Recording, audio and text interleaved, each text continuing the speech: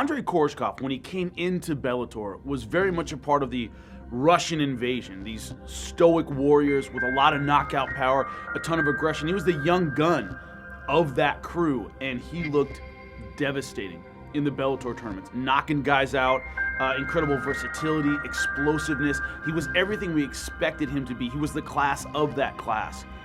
Then he ran into Ben Askren, and style-wise, from the very beginning, he looked unprepared. He looked out of his depth.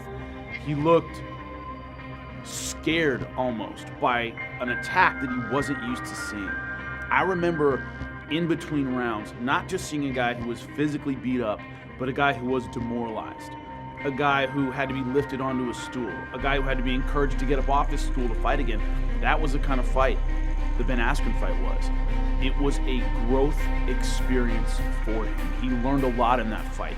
He learned, I think, a lot about himself in that fight. You need to find your breaking point to be a good fighter.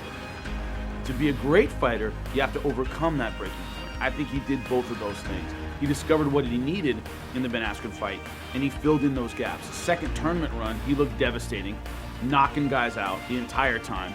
On the McDonough fight, McDonough wanted absolutely nothing to do with him as soon as he felt his power. His next title shot against Douglas Lima, it was a wrestling match again, but this time he was doing the wrestling. He was hitting the takedown. He was using top control. He was using submission defense. He was wearing his opponent out. In many ways, the transition from the Askren fight to the Lima fight, he switched places. He made Lima experience what he experienced last time. That frustration, that fatigue, that doubting that he felt against Ben Askren, he made Douglas Lima experience all of those emotions, and that's why he won the fight. So it's a complete turnaround between the time he faced Ben Askren for the title and the time he won it against Douglas Lima. Different kind of fight.